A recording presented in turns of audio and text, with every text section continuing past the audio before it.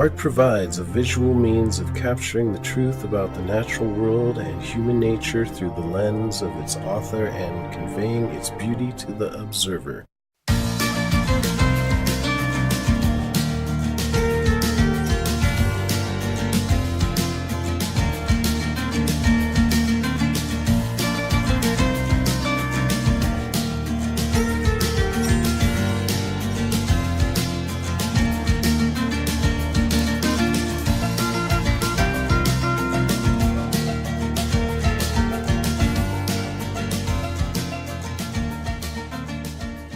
Hi, I'm Mosik and you're watching another episode of Artist Life. Have you ever contemplated of how the old master artists painted? What did they try to portray through their art? In this episode, I'll share with you some of my thoughts in regards to how they might have completed their painting. Today's episode revolves around Edward Manet. Manet was born in January 23, 1832, and he died in April 30th, 1883. He was a French painter and was one of the first 19th century artists to paint modern life, and he was a pivotal figure in the transition from realism to impressionism. In the winter of 1880, Edward Manet, then 49, was dying. In the last months of his life, he funneled his energy into a series of remarkable still lifes, small paintings of flowers. Today, I have decided to show you how Manet completed this painting. Before starting the painting, let's talk about how these early Impressionists painted. Complementary colors were used for their vibrant contrasts and mutual enhancement when juxtaposed. Before we continue, let's talk about our color wheel. Primary colors are red, yellow, and blue. Secondary colors are orange, purple, and green. Each of these colors have complements. Example: the color red and green are complements. The color yellow and purple are complements. And the color blue and orange are complements. Question: why can't the color green be the complement to yellow? Because it takes yellow to make the color green. The complement of a color is directly across from each other, as you can see on this color wheel. Back to Impressionists. Impressionists avoided hard edges by working wet into wet. The surface of an Impressionist painting is opaque. They did not use the thin paint films and glazes that were popularized by the Renaissance artists. So without any further delay, let's start. The colors that are needed for this painting are as follows: ultramarine blue, alizarin crimson red, cadmium yellow medium, titanium white, and ivory black. Also a number 2 and a number 4 flat bristle brushes, linseed oil, and odorless turpenoid to clean your brushes with. The canvas that I'm going to paint on is 12 by 9 inches. Okay, so the first thing I'm going to do is make the color of the scrub. So I'm taking ultramarine blue right here and black. So I'm just graying down the blue with the color black.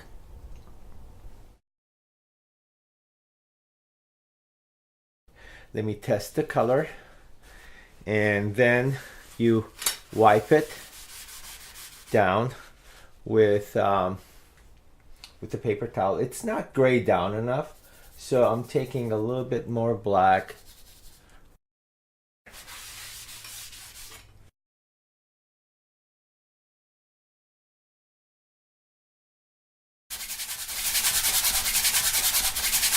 So we're just going to scrub the whole entire canvas with this color, gray.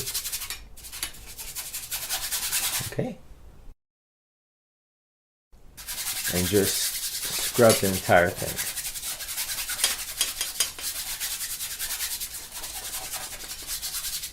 Okay, and then take the paper towel, just spread it. Okay, and there you have it.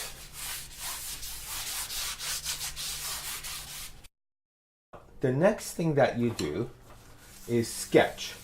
I decided to sketch with a brush because that's what Manet did. So if you notice, I am taking a little bit of white here. Okay, I don't need that much. Along with, let's see, what can we take? Along with ultramarine blue. Okay, I want to thin that down with turpenoid. Okay.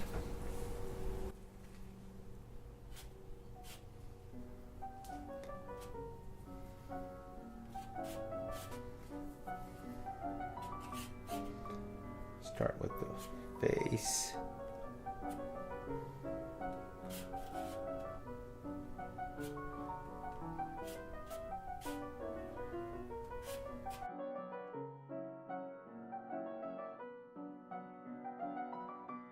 So roughly the painting is going to be about this size.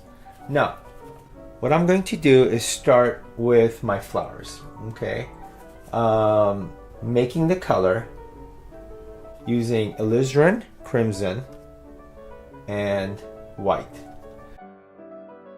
Okay, so I'm going to make an indication of where the top of the flower is going to be, like right here, and then taking just white with whatever color I had in my brush, and that was alizarin red, and indicating where this pink flower is going to be, about right there. I'm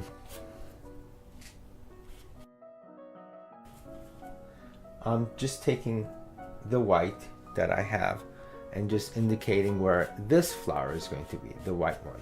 Okay, it has a little pink in it, but that's okay because it'll change eventually. Okay, so now everything else, as you notice, is going to be the greenery. The vase might come down slightly. I might even change the shape of the vase, not staying true to what I have in front of me. Now, just so we know where we're going with this, I'm taking the yellow along with the blue and just indicating where the green is going to be. Okay, so right there, here,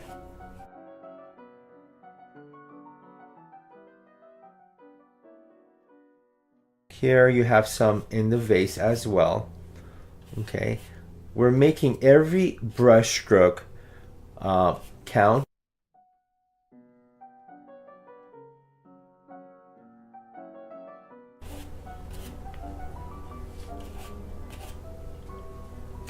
Right here is a little darker. Okay, this dark green, and just block that in. Okay, now wash my brush. This here is going to be alizarin. With Manet, if you notice his paintings, especially the still life, every brush stroke, there's a form to it. I want to start with white. Now, let's take this white, let's keep it as pure as possible. Right here, see if you notice what I'm doing with my brush strokes, I'm giving it shape, like right here. This here, right there. I'm twisting it because that's kind of like what he does. He applies it and then twists his brush stroke. And sometimes he comes in with thick paint and just gives it that highlight right there. Okay, so let's move on with the pink flower. The same thing with the pink. I'm giving some highlights, like right there, here, a little bit right there, create some highlights here with the white. There. That. And then let's block it in here with the dark red. It's almost pink. Well, actually it is pink, sorry. So right here, giving it form.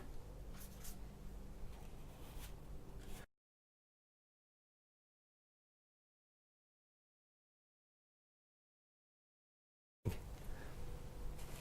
so we're taking a little bit of dark red now and just applying it in here like that. Right there. Now, so right here you have some highlights.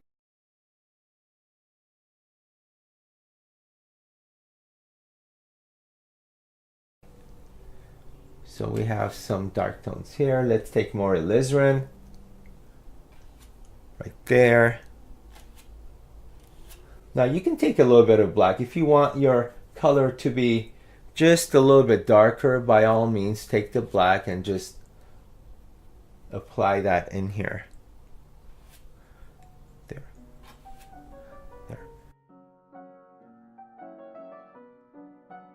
There's this pink flower right here. I just want to apply it, and if you notice, every time that I put a brush stroke, there's a reason for it. By applying and turning my brush here, what I'm doing is I'm creating the petals. Okay, so if I want, I can make it a little bit looser by going outward and dark tone in here, like so. Like that, just looser. Very impressionistic, right? We did talk about juxtapose, where, you know, it's all these brush strokes next to each other.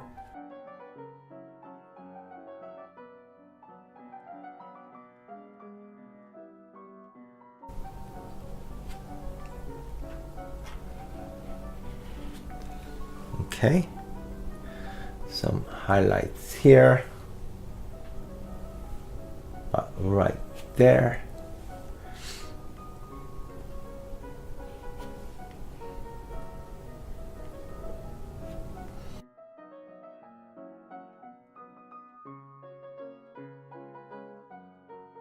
So now there's this other flower right here.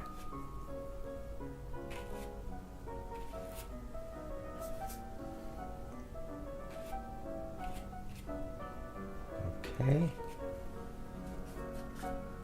We'll take this red and just kind of like keep that really dark.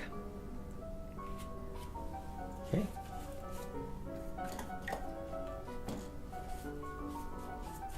All right, I think I'm ready for the greens. All right, so let's take ultramarine blue with the yellow and let's go at it.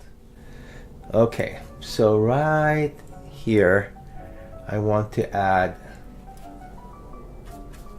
the green leaves.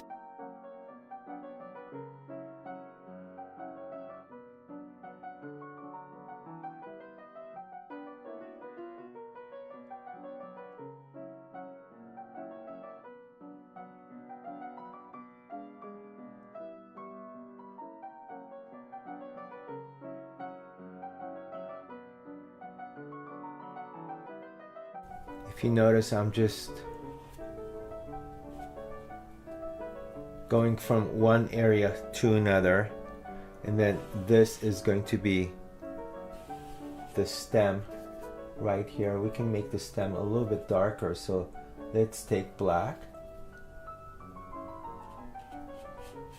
right there. Okay, and let's darken this area.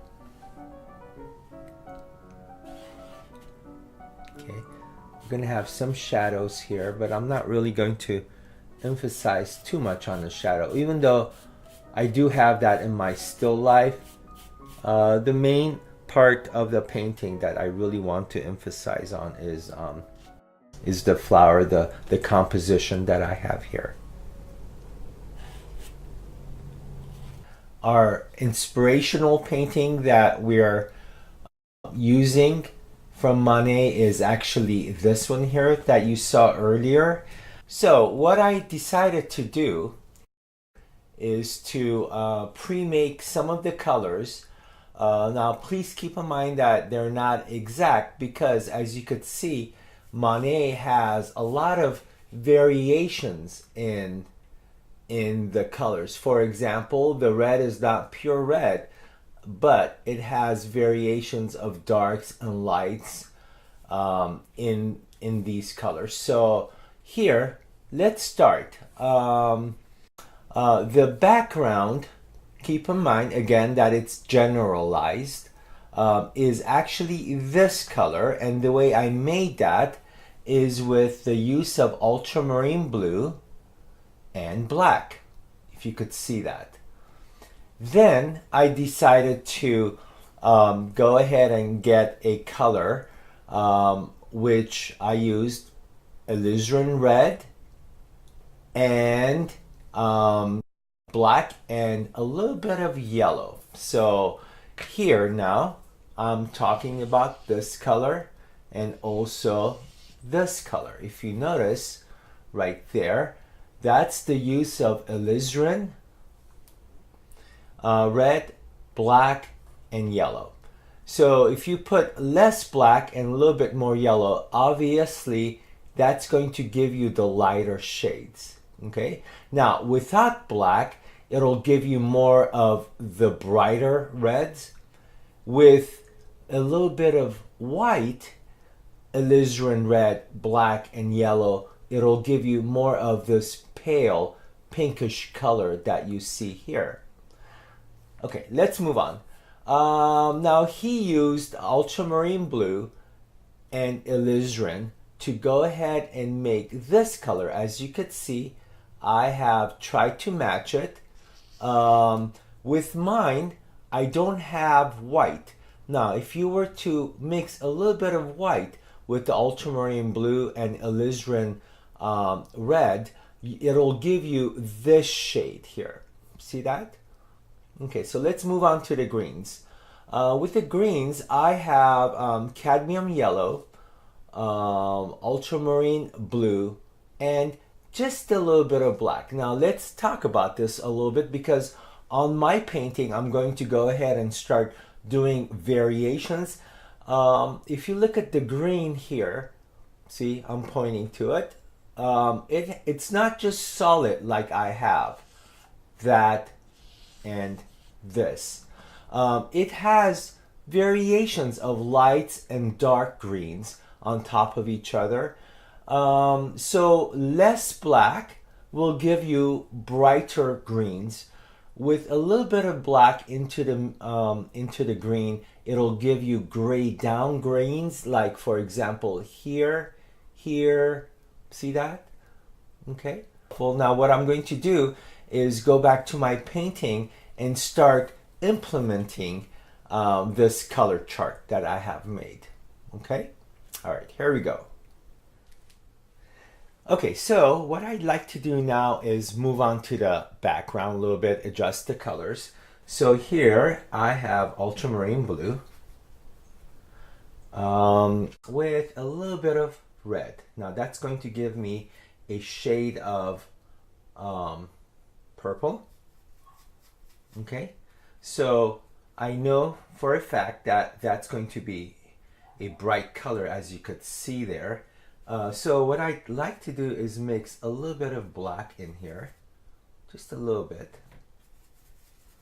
Okay, like that. And then with my white, I'm going to go ahead and lighten this color. As you could see, it's getting lighter. Okay, right there. Now, it's a little too bright still, so let's take the black and just kind of gray this color down. Okay. And the background, I am going to start applying it. And as you could see, it's a little dry, isn't it? So what I'll like to do is go ahead and take a little bit of linseed oil, and that's going to help me to spread the paint a little bit more evenly. Okay, I decide to put a little bit more changes here in the background. Okay, I don't want to completely wipe away the color that I have as far as the scrub if I don't have to, but in this case I think I need to because of adjusting the colors. So if you notice, I'm just going around my flowers here, blue and a little bit of alizarin, trying to remake the color.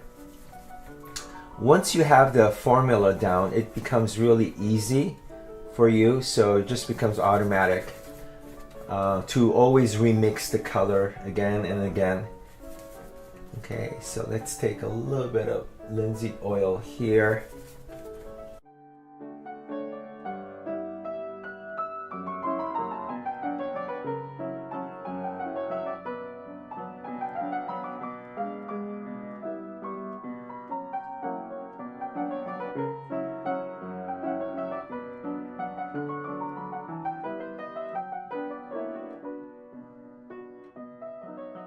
Now, if you look at my example of my still life, there I have a lot of shadows here.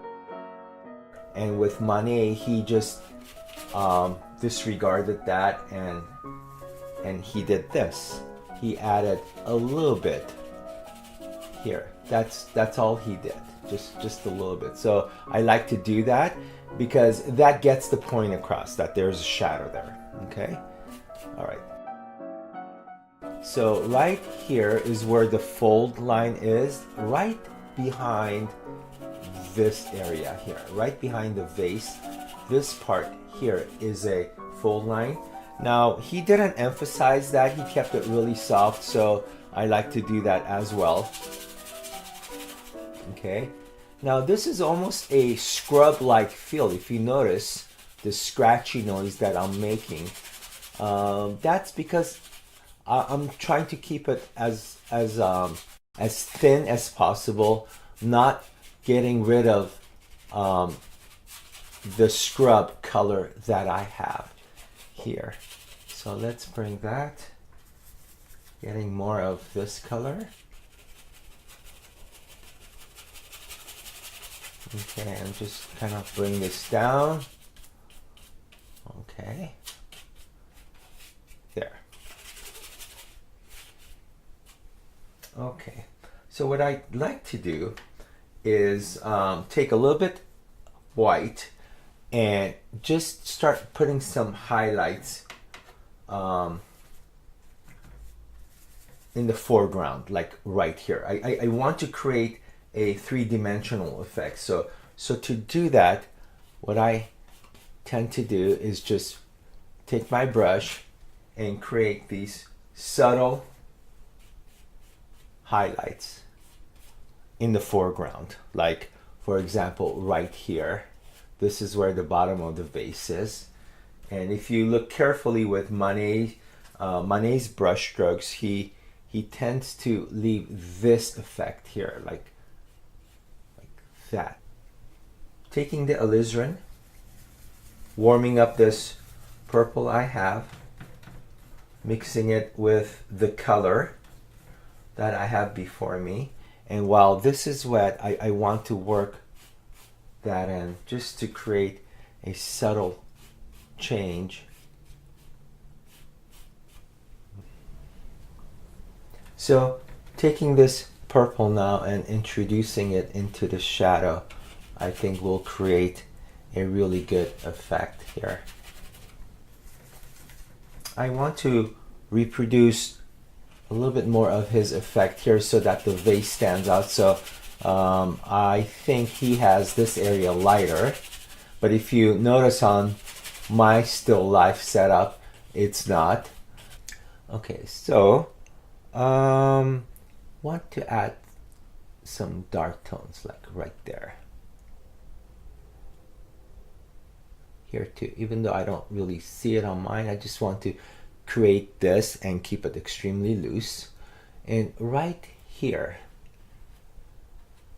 okay, and also maybe here add some highlights like a lighter pink, trying to not go too light. Right there. We're almost done. As you could see, the painting is a little soft around the edges. There's no contrast. So what I'm going to do is I'm going to create that contrast.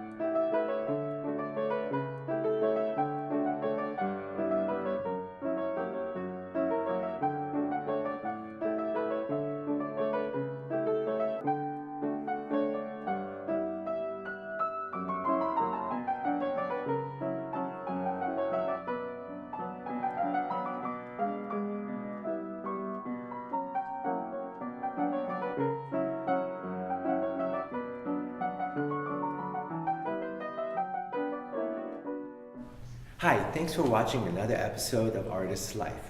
If you have any questions about the show, the website address is on your screen, www.mosikfineart.weebly.com. Till next time, bye.